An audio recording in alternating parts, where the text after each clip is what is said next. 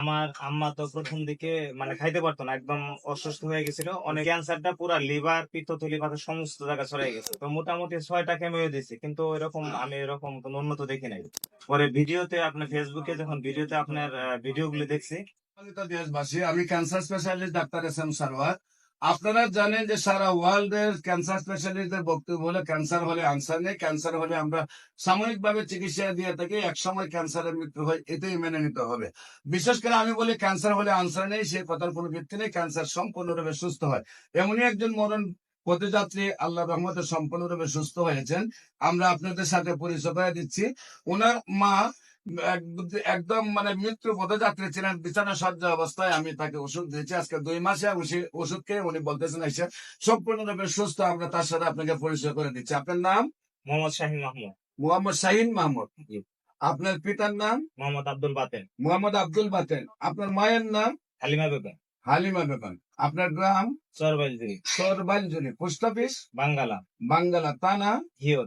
গিয়র। জেলা? মানিকগঞ্জ। মানিকগঞ্জ। আচ্ছা, আপনার আম্মা যে অসুস্থ হয়েছিলেন, প্রথম কোথায় থেকে আপনার চিকিৎসা শুরু করলেন এবং কোথায় কোথায় চিকিৎসা করতেন এবং কিভাবে সুস্থ হয়েছে একটু আপনার দেশবাসীর উদ্দেশ্যে বলেন। যে আমার আম্মা তো প্রথম দিকে খাইতে পারতো না, একদম অসুস্থ হয়ে গেছিল। অনেক সময় অনেক ডাক্তারের কাছে নিয়ে গেছে। পরে ইসিজি টিসি সবকিছু করার পরে দেখা যায় খাদ্যনালীর ভিতরে পাথর আটকে গেছে।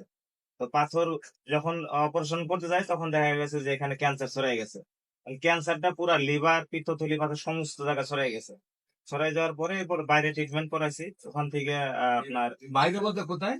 বাইরে ক্যান্সার হাসপাতালে চিকিৎসা করা হয়েছে। আচ্ছা। ক্যান্সার হাসপাতালে চিকিৎসা করার পরে ওখান থেকে কেমিও দিছে। তো মোটামুটি 6টা কেমিও দিছে, কিন্তু আমি এরকম কোনো উন্নত দেখি নাই।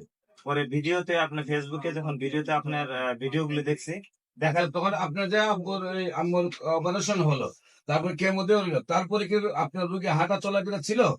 হাঁটা ফেরা ওই রকম ছিল না, একদম বিছানাগত। একদম বিছানায় ছিল? বিছানায় হয়ে গেছে। আমার কাছে যখন নিয়ে আসছেন তখন একেবারে বিছানায়? বিছানায় ছিল। আচ্ছা, তারপরে? এরপরে তখন আপনার ভিডিও দেখে তারপর আমি এখানে আসি। আসার পরে তখন আমার আম্মা এখানে আসতে পারে নাই, ভিডিও কলে আপনার সাথে সাক্ষাৎ হয়েছে, কথা বলার পরে আজকে তৃতীয় ডোজ চলতেছে। আল্লাহর রহমতে এখন মা হাঁটতেছে, সুস্থ, খাবার দাবার খাচ্ছে। ওইরকম আর কোনো প্রবলেম ফেস হচ্ছে না। মোটামুটি